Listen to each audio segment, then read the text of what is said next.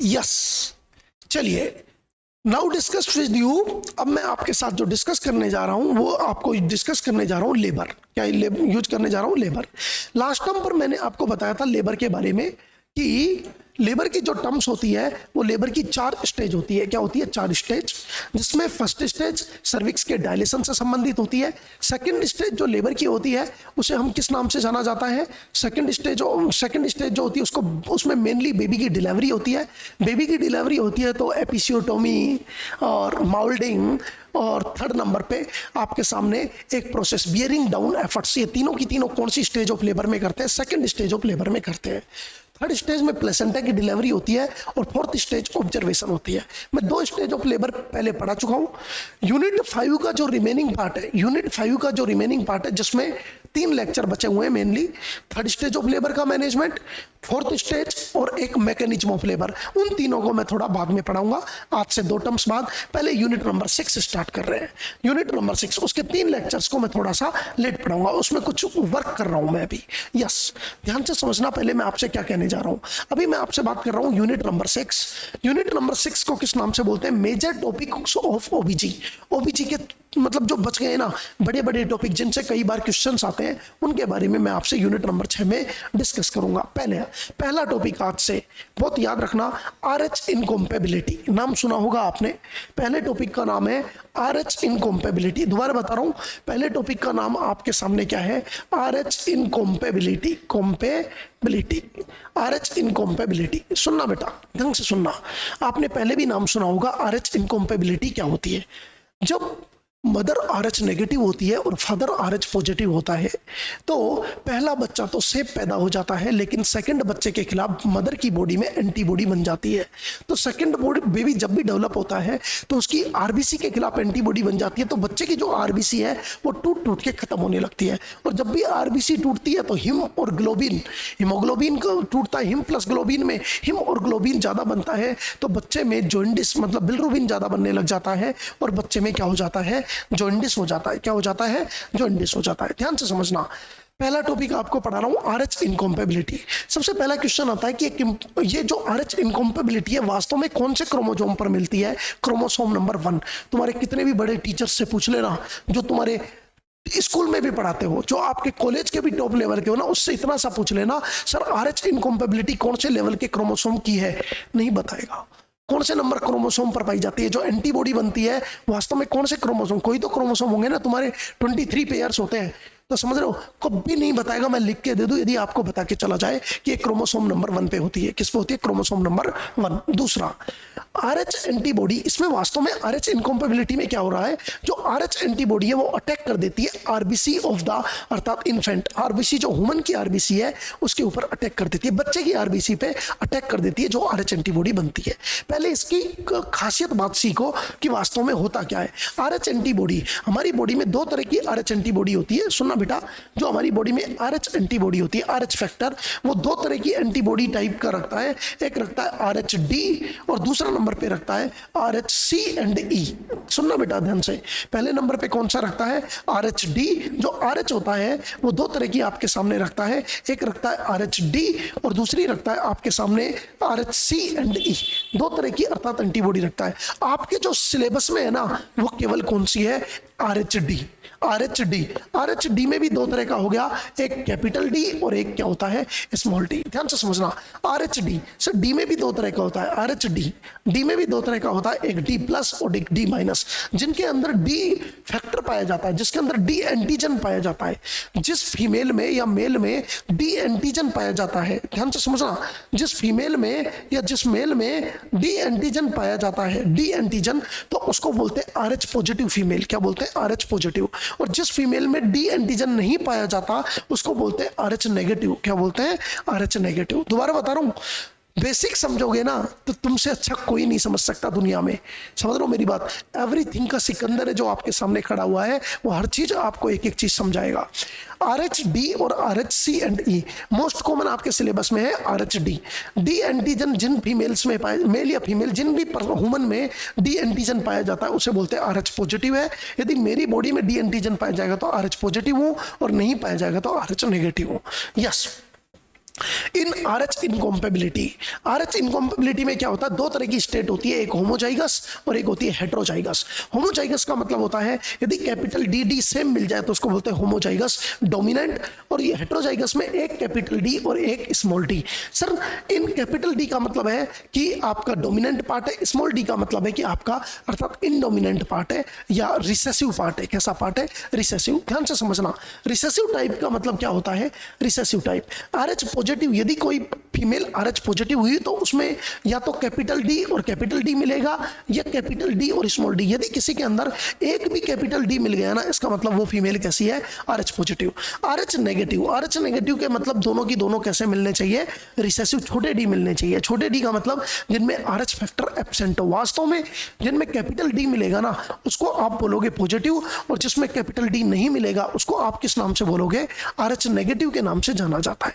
Clear है आप सभी, यहां तक आपको समझ में आया? यस, स्टार्ट करें आगे। एक एक चीज, जिन फीमेल में मिलता है उसे RH पॉजिटिव और जिनमें नहीं मिलता है उनको बोलते हैं RH नेगेटिव के नाम से जाना जाता है। चलिए एक एक केस समझा रहा हूं, एक एक केस करके।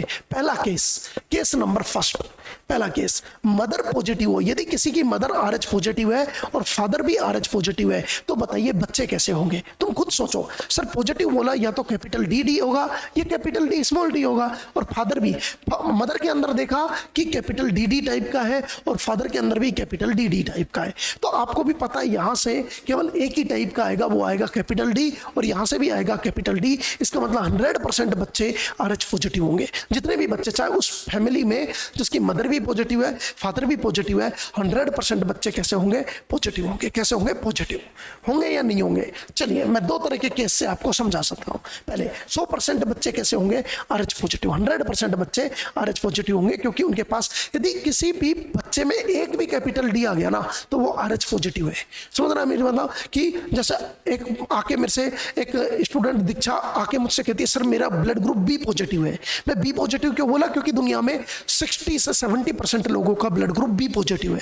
एक एग्जांपल दे रहा हूं आपको, बी पॉजिटिव, उसने आके बोला मुझे कि बी पॉजिटिव, इसका मतलब उसके अंदर RH फैक्टर प्रेजेंट है, तभी तो उसने बोला मुझे पॉजिटिव है। यदि RH फैक्टर नहीं होता, यदि एंटीजन डी नहीं होता तो वो मुझसे आके कहती कि मेरा तो बी नेगेटिव है। समझ रहे हो मेरी बात, ध्यान से समझना, क्योंकि दुनिया में 60% लोगों का बी पॉजिटिव है, मेरा भी खुद का बी पॉजिटिव है, क्योंकि मैं खुद मानता हूं कि दुनिया में 60% लोगों का है तो यार हम भी तो उसी में आते होंगे। यूनिक बनने की जरूरत थोड़ी है कि हाँ ओ नेगेटिव वाले यूनिक होते हैं, ओ नेगेटिव वाला डोनर होता है, ओ नेगेटिव वाला तो बहुत, अरे ओ नेगेटिव को ब्लड भी नहीं मिलता है जल्दी से, घबराने की जरूरत नहीं है, अपन बहुत अच्छे हैं कि अपना ब्लड आराम से मिल जाता है। चलो चलिए, पहला केस ऐसा था जिसमें मदर को भी कैपिटल डी डी एंटीजन था और फादर के पास भी, तो 100% बच्चे RH पॉजिटिव हुए। दूसरा केस, केस नंबर 2, केस में मदर नेगेटिव है और फादर पॉजिटिव है। फादर के पास तो कैपिटल डी डी है और मदर के पास क्या है, स्मॉल डी डी।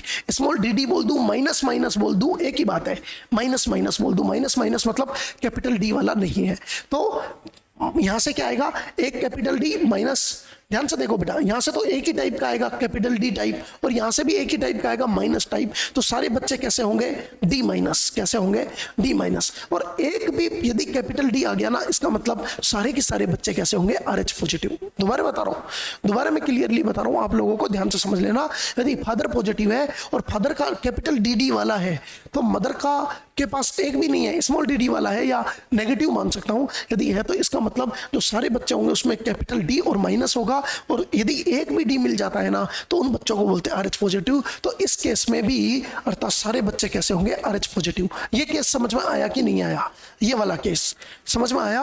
अर्थात एक भी कैपिटल डी हो गया ना, इसका मतलब बच्चे कैसे मिलेंगे, RH पॉजिटिव। कैसा आया, RH positive. Case number 3, case number 3 में फादर एंड मदर हेट्रोजाइगस है।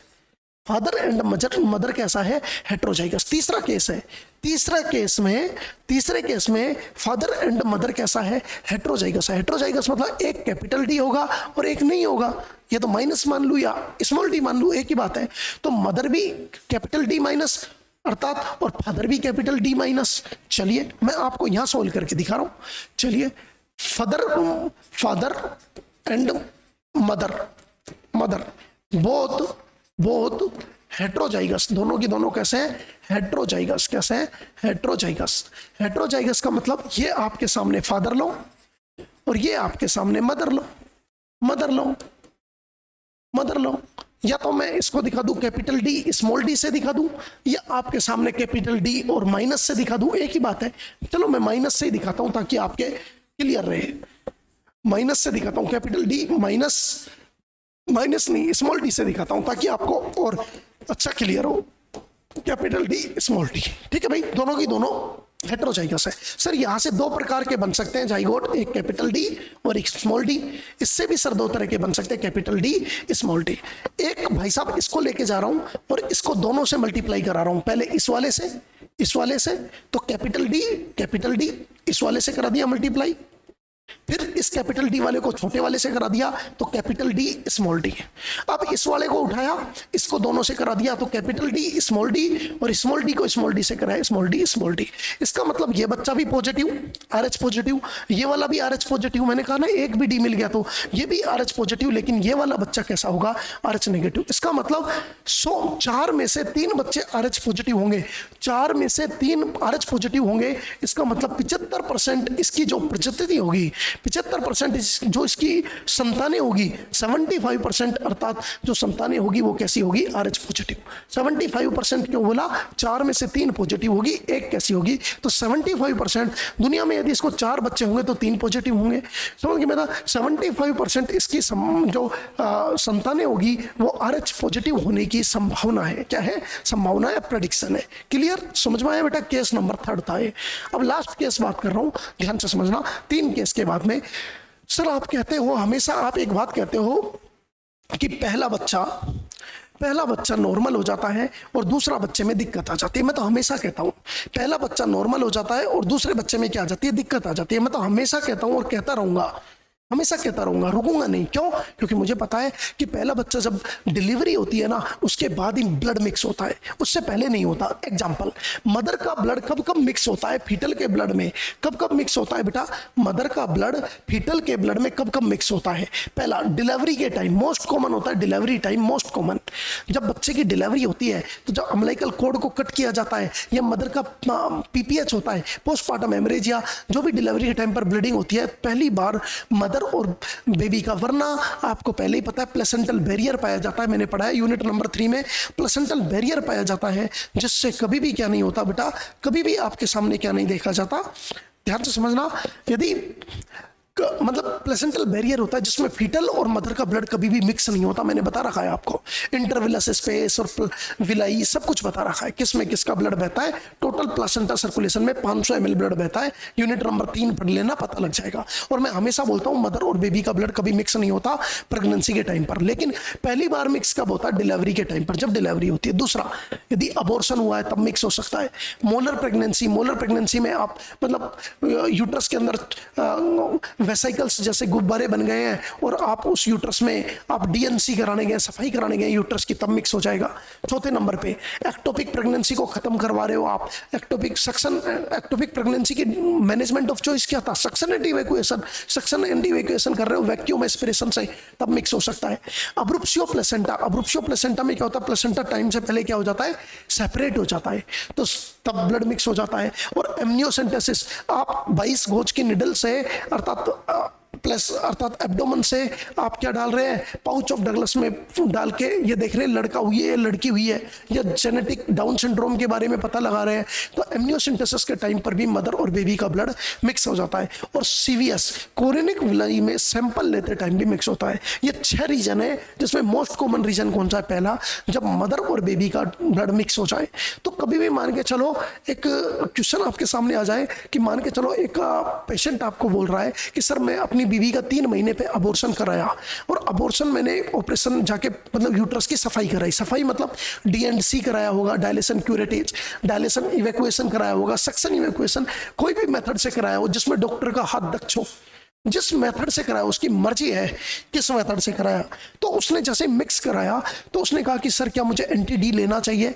मैं कहूँगा अच्छा तू पॉजिटिव है, बीबी नेगेटिव है, और मुझे पता है अबॉर्शन जब की सफाई कराते तब भी मिक्स हो जाता है, आपको एंटी डी का इंजेक्शन लेना चाहिए, वरना आरएच इनकॉम्पेटिबिलिटी हो जाएगी। क्या आरएच इनकॉम्पेटिबिलिटी हो जाएगी? बिल्कुल हो जाएगी। तो इन टाइमों पर ब्लड मिक्स हो सकता है। दूसरी बात, केस नंबर 4, चौथे नंबर का केस क्या कहता है, केस नंबर 4 नंबर का केस कहता है when mother and father truly negative, दोनों की दोनों नेगेटिव है, मदर भी नेगेटिव फादर, तो 100% बच्चे कैसे होंगे, नेगेटिव पैदा होंगे, 100% बच्चे नेगेटिव। माइनस माइनस का मतलब है स्मॉल डी, मतलब कोई भी बच्चे में कैपिटल डी नहीं है, तो 100% बच्चे कैसे पैदा होंगे, RH नेगेटिव पैदा होंगे। यदि दोनों ही नेगेटिव है, तो दोनों का ब्लड ग्रुप नेगेटिव है, तो बच्चे सारे नेगेटिव पैदा होंगे। कैसे होंगे, नेगेटिव। सर यदि पॉजिटिव पैदा हो गया तो फिर बात अलग है, फिर देखो फिर केस बिगड़ जाएगा, फिर समझ लो, है ना, मम्मी पापा का तलाक पक्का है फिर। ठीक है बेटा, चलिए नेक्स्ट आपके सामने एंटीबॉडी प्रोड्यूस। सर वास्तव में एंटीबॉडी कैसे प्रोड्यूस होती है, वास्तव में एंटीबॉडी कैसे प्रोड्यूस होती है, ध्यान से समझना। सर जैसे ही दोनों का ब्लड मिक्स होता है, जैसे ही दोनों का ब्लड मिक्स होता है, तो IgG इम्यूनोग्लोबुलिन जी क्रॉस करती है प्लेसेंटा को, और उसके बाद में वो क्या करती है, हिमोलाइसिस। मैंने पहले ही कह दिया, जैसे ही मदर और फादर का ब्लड मिक्स होगा, तो मदर के ब्लड में एंटीबॉडी बनेगी IgG टाइप। IgG टाइप मतलब इम्यूनोग्लोबुलिन जी टाइप। कैसे, है ना, हेडिंग बिल्कुल नहीं दिख रही, हाँ बेटा वो तेरे को PPT में दिख जाएगी, घबरा मत, है ना। हेडिंग मैंने आज क्या थोड़ा गलती से व्हाइट कलर में हो गई है, घबरा मत, PPT में पूरा दिखेगा, है ना। एंटीबॉडी प्रोड्यूस, जब भी जैसे ही मदर और बेबी का ब्लड मिक्स होगा, इन टाइमों पे ब्लड मिक्स हो सकता है, इन टाइमों पे जैसे ही ब्लड मिक्स होगा, तो जैसे ही ब्लड मिक्स होगा मदर और बेबी का, तो एंटीबॉडी बन जाएगी। एंटीबॉडी बनते ही जो IgG है, इम्यूनोग्लोबुलिन जी टाइप की बनती है, वो क्रॉस करती है प्लेसेंटा को, और वो क्या करती है, बच्चे के ब्लड में हिमोलाइसिस कराना शुरू कर देती है। तो मदर RH नेगेटिव और फादर यदि पॉजिटिव, देख लो बेटा कौन से केस में होता है RH इनकॉम्पेटिबिलिटी, जब मदर नेगेटिव हो और फादर क्या हो, पॉजिटिव। मदर नेगेटिव हो और फादर पॉजिटिव हो, तो फर्स्ट बेबी इज सेफ। पहला जो बेबी होता है, फर्स्ट बेबी है बेटा, ये फर्स्ट बेबी कैसा होता है, सेफ होता है। Antibody form in mother, antibody बन जाती है किसके अंदर, मदर के ब्लड में एंटीबॉडी बन जाती है। और RH सेंसिटाइज मदर, यदि मान के चलो एक RH सेंसिटाइज मदर है, RH सेंसिटाइज मतलब जिसको पहले मतलब RH नेगेटिव था, खुद RH नेगेटिव थी, फादर पॉजिटिव था, पहली बेबी हो चुकी है और दोनों का ब्लड मिक्स होने की वजह से मदर में एंटीबॉडी बन चुकी है, उसे बोलते हैं RH sensitize mother. RH sensitize mother मतलब जिसमें पहले ही एंटीबॉडी तैयार है। अब यदि RH पॉजिटिव बेबी को जन्म देती है या तैयारी करती है, जैसे प्रेगनेंसी कंफर्म होती है, तो baby is not safe, baby safe नहीं रहता, RH इनकॉम्पेबिलिटी हो जाती है। क्या हो जाती है, RH इनकॉम्पेबिलिटी हो जाती है। केस नंबर 1, पहला केस, जब फर्स्ट बेबी RH पॉजिटिव हो और मदर RH नेगेटिव हो। भाई फादर पॉजिटिव होगा तभी तो बेबी पॉजिटिव होगा। फर्स्ट बेबी यदि बेबी RH पॉजिटिव है और मदर नेगेटिव है, तो ब्लड मिक्स हो जाता है, at the time of delivery के टाइम पर ब्लड मिक्स हो जाता है, तो मदर सेंसिटाइज हो जाती है एंटीबॉडी फॉर्मेशन के लिए। जैसे ही सेकंड बेबी होता है, तो सेकंड बेबी सेफ नहीं होता है, हिमोलाइसिस हो जाता है, और हिमोलाइसिस होकर अर्थात बेबी में जॉन्डिस भी हो जाता है, क्योंकि जब जब हिमोलाइसिस जितना ज्यादा होगा, तो बेबी में जॉन्डिस के फीचर्स आएंगे, बेबी में क्या आएंगे, जॉन्डिस के फीचर्स आएंगे। सर कैसे प्रिवेंट कर सकते हो, ये लिखा हुआ है प्रिवेंशन ऑफ RH इनकॉम्पेबिलिटी, ये लिखा हुआ है प्रिवेंशन ऑफ RH इनकॉम्पेबिलिटी, मतलब RH इनकॉम्पेबिलिटी को कैसे रोक सकते हो। पहला, जब भी कोई आपके सामने कभी भी मदर आए, आपने ब्लड ग्रुप कराया, ब्लड ग्रुप में पता लगा आपको कि मदर का ब्लड ग्रुप कैसा है आपके सामने, ध्यान से समझना, यदि मदर का ब्लड ग्रुप नेगेटिव है और फादर का ब्लड ग्रुप पॉजिटिव है, तो पहली डोज कब बुलाना है, एंटी-डी की। एंटी-डी RH इनकॉम्पेबिलिटी को रोकने के लिए एंटी-डी का इंजेक्शन दिया जाता है 300 माइक्रोग्राम का। कितने का, 300 माइक्रोग्राम का, 28 से 30 वीक ऑफ प्रेगनेंसी, मेनली सबसे ज्यादा 28 वीक ऑफ प्रेगनेंसी पर देते हैं, 28 week of pregnancy anti D. 300 mg में जो 300 माइक्रोग्राम है, जो आपके सामने 300 माइक्रोग्राम का इंजेक्शन जो दे रहे हो एंटी-डी का, 300 माइक्रोग्राम, या 300 माइक्रोग्राम में 1500 इंटरनेशनल यूनिट भी होता है। कई बार क्वेश्चन में है ना, वो माइक्रोग्राम नहीं देता, तो घबराना मत, 300 माइक्रोग्राम की जगह 1500 इंटरनेशनल यूनिट भी दे सकता है। 300 माइक्रोग्राम में 1500 इंटरनेशनल यूनिट होते हैं, किसके, एंटी-डी के, किसके, एंटी-डी के। सेकेंड डोज, दूसरी एंटी-डी की 300 माइक्रोग्राम की dose with in 72 hour of the delivery. India में तो 2 ही टाइम लगती है, एक तो 28 वीक पर और एक डिलीवरी के 72 घंटे के अंदर। दोबारा बोल रहा हूं, सुन लो मेरी बात, इंडिया के अंदर RH इनकॉम्पेबिलिटी को रोकने के लिए एंटी-डी के इंजेक्शन 2 ही टाइम लगते हैं। ये क्वेश्चन 50 बार पूछा गया है, इसलिए बोल रहा हूं, 2 ही टाइम लगते हैं, एक तो 28 वीक पर और दूसरा लगता है with in 72 hour of the delivery. जो भी डिलीवरी जब भी होती है 9 महीने के बाद में, उसके 72 घंटे के अंदर, ताकि एंटीबॉडी का फॉर्मेशन ना हो और अगला बेबी भी सेफ हो जाए, अगला बेबी भी सेफ पैदा हो। यस, समझ आया। लेकिन अमेरिका की बात करूं, अमेरिका में पता है कि एंटी-डी का जो इंजेक्शन होता है उसकी जो अवधि होती है वो 6 वीक की होती है। कितनी होती है? 6 वीक की। तो 6 वीक बाद उसका असर खत्म हो जाता है। तो अमेरिका में क्या करते हैं, 28 वीक पे लगाते हैं, फिर 34 वीक पे लगाते हैं और फिर डिलीवरी के 72 घंटे के अंदर लगाते हैं। दोबारा बोल रहा हूँ, अमेरिका में 28 वीक पे लगाते हैं, 34 पे लगाते हैं, क्योंकि 6 वीक के बाद में दोबारा लगाते हैं और फिर डिलीवरी के 72 घंटे के अंदर लगाते हैं। लेकिन इंडिया में 2 ही डोज लगती है, एक 28 वीक पर और दूसरी डिलीवरी के 72 घंटे के अंदर। यस, क्लियर है? स्पेशल पॉइंट देखो, code ligation is done immediately. ये क्वेश्चन आया हुआ है, ये क्वेश्चन कितनी बार आया हुआ है? इतनी बार आया हुआ है नॉरसेट में कि code ligation is done immediately. Code ligation मतलब कि जो बच्चा होता है ना, जैसे ही पैदा होता है ना, और आपको पता है कि मदर नेगेटिव है, फादर पॉजिटिव है, तुरंत उसकी कोड को तुरंत बांध दो। हमेशा मैं बोलता हूँ 1 मिनट बाद बांधना चाहिए। क्यों? थोड़ा सा ब्लड चला जाए, एनीमिया की रिस्क घट जाए, शोक में जाने की रिस्क घट जाए। यहाँ पे दिक्कत है, यहाँ पे यदि थोड़ा भी ब्लड गया तो RH इनकॉम्पेबिलिटी होगी, इसलिए कम से कम ब्लड जाना चाहिए।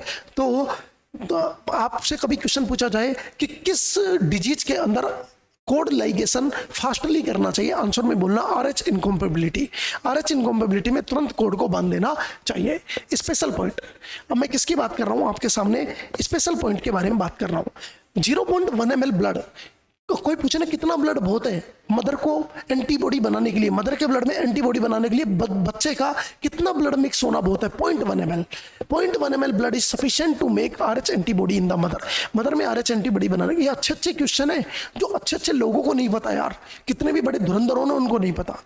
0.1 ml ब्लड सफिशिएंट होता है RH एंटीबॉडी बनाने के लिए इन प्रिवेंशन ऑफ RH अर्थात इनकॉम्पेबिलिटी। यदि आपको RH इनकॉम्पेबिलिटी को रोकना है तो फॉर ऑल बेबी, सब बेबी को RH पॉजिटिव और मदर RH नेगेटिव हो तो उनको फर्स्ट डोज एंटी-डी की कितने वीक पर देनी चाहिए? 28 वीक पर देनी चाहिए। और दूसरी डोज कब देनी चाहिए? डिलीवरी के 72 घंटे के अंदर। जब बेबी पॉजिटिव हो तो डायरेक्ट कुम्स टेस्ट, नेगेटिव हो तो एंटी-डी विद इन 72 आवर। दोबारा सुन लो, यदि बेबी पॉजिटिव है और डायरेक्ट कुम्स टेस्ट नेगेटिव है तो आपको एंटी-डी कितने के अंदर देना चाहिए? 72 आवर के अंदर। दूसरा, यदि इनडायरेक्ट कुम्स टेस्ट पॉजिटिव है तो RH इनकॉम्पेबिलिटी होती है। सुनो मेरी बात, यदि बेबी पॉजिटिव है और डायरेक्ट कुम्स टेस्ट नेगेटिव है, इसका मतलब अभी इनकॉम्पेबिलिटी नहीं हुई तो भी आपको एंटी-डी 72 आवर के अंदर देना है। यदि इनडायरेक्ट कुम्स टेस्ट है बेटा, ये कुम्स लिखना इसको, इनडायरेक्ट जो कुम्स टेस्ट है ये पॉजिटिव है, इसका मतलब RH इनकॉम्पेबिलिटी है। अभी एक वर्ड आया था बार बार जिसका नाम है आपके सामने कुम्स टेस्ट। उससे पहले कुछ एक्स्ट्रा पॉइंट मैं आपको बता रहा हूँ। एक्स्ट्रा पॉइंट सुनना बेटा। The breast self examination, her female को जो 16 साल से ऊपर है उसको ब्रेस्ट सेल्फ एग्जामिनेशन करने चाहिए। BSE, ब्रेस्ट सेल्फ एग्जामिनेशन का best time 1 week after maturation start. 1 week मतलब मैच्योरेशन स्टार्ट होने के 1 वीक के अंदर करना चाहिए। पोस्ट मीनोपोज वुमेन, ऐसी वुमेन जिनको मीनोपोज आ चुका है उनको ब्रेस्ट सेल्फ एग्जामिनेशन किसी भी एक दिन आप तय कर लो, 1 तारीख को हर एवरी मंथ की अर्थात एक फिक्स डेट को, एवरी मंथ की एक फिक्स डेट को करना चाहिए ब्रेस्ट सेल्फ एग्जामिनेशन। पाल्पेट करके देखना चाहिए कि ब्रेस्ट में कोई ट्यूमर तो नहीं है, क्योंकि फीमेल में सबसे ज्यादा ब्रेस्ट ट्यूमर्स होता है। तो चारों क्वाड्रेंट में पाल्पेट करना चाहिए, हाथों को ऊपर करके ब्रेस्ट सेल्फ एग्जामिनेशन करने चाहिए। दूसरा, anti D is useful for 6 week. मैंने पहले बता दिया एंटी-डी कितने वीक तक कारगर होता है? 6 वीक तक। फर्स्ट डोज 28 वीक पर इंडिया के अंदर, WHO कहता है इंडिया में फर्स्ट वीक 28 वीक पर और second dose with in 72 hour of the delivery. जबकि अमेरिका के अंदर अपन क्या करते हैं, 28 वीक पर, फिर 34 वीक पर, फिर डिलीवरी के 72 घंटे के अंदर। एक वर्ड आया था जिसका नाम था कुम्स टेस्ट, बीच में एक वर्ड आया था जिसका नाम था कुम्स टेस्ट। कुम्स टेस्ट 2 तरह के होते हैं बेटा, एक होता है इनडायरेक्ट कुम्स टेस्ट और दूसरा होता है डायरेक्ट कुम्स टेस्ट। आज का लास्ट टॉपिक चल रहा है, RH इनकॉम्पेबिलिटी खत्म होने वाला है, उसका लास्ट टॉपिक आज आपके सामने चल रहा है। कुम्स टेस्ट 2 तरह के होते हैं, इनडायरेक्ट कुम्स टेस्ट और दूसरे नंबर पे कौन सा होता है? Direct Coombs test. दोनों में अंतर समझो भाई, दोनों में। इनडायरेक्ट कुम्स टेस्ट क्या होता है? ये मदर में करते हैं। पहले क्वेश्चन, इनडायरेक्ट कुम्स टेस्ट किस में करते हैं? मदर में करते हैं। जबकि डायरेक्ट कुम्स टेस्ट किस में करते हैं? इन बेबी में करते हैं। ये किस में करते हैं? इन बेबी में करते हैं। ये बेबी में करते हैं। कौन सा वाला? Direct Coombs test. सर इसमें क्या करते हैं? इफ इनडायरेक्ट कुम्स टेस्ट यदि पॉजिटिव है, यदि मदर के ब्लड को ग्रुप में यदि कुम्स टेस्ट पॉजिटिव है तो दैट मीन, इसका मतलब antibody form in the mother में एंटीबॉडी बन चुकी है। मदर में इनडायरेक्ट कुम्स टेस्ट यदि पॉजिटिव आ गया ना, इनडायरेक्ट कुम्स टेस्ट यदि पॉजिटिव आ गया तो 100% उसमें क्या बन चुकी है, एंटीबॉडी बन चुकी है। क्लियर हो आप बात? एंटीबॉडी बन चुकी है तो अब कोई मतलब नहीं है एंटी डी इंजेक्शन देने का, कोई मतलब नहीं है। दूसरा, ये जो डायरेक्ट कुम्स टेस्ट है ये बेबी में करते हैं। बेबी के अंदर इफ डीसीटी यदि नेगेटिव है, डायरेक्ट कुम्स टेस्ट नेगेटिव है, इसका मतलब कोई एंटीबॉडी बच्चे में नहीं बनी है, मदर में बनी है, लेकिन यहाँ पर बच्चे के अंदर उनने अटैक नहीं किया है। इसका मतलब डायरेक्ट कुम्स टेस्ट हमेशा बेबी में लगाते हैं और इनडायरेक्ट कुम्स टेस्ट मदर में लगाते हैं। इसलिए मैंने बोला था यदि इनडायरेक्ट कुम्स टेस्ट पॉजिटिव आ जाता है इसका मतलब आरएच इनकॉम्पेबिलिटी हो चुकी है, क्योंकि मदर के अंदर एंटीबॉडी बन चुकी है। डायरेक्ट कुम्स टेस्ट यदि नेगेटिव है इसका मतलब कोई अर्थात एंटीबॉडी फीटस के ऊपर इफेक्ट नहीं डाली है, इसका मतलब 72 घंटे के अंदर जरूर मदर को देना चाहिए।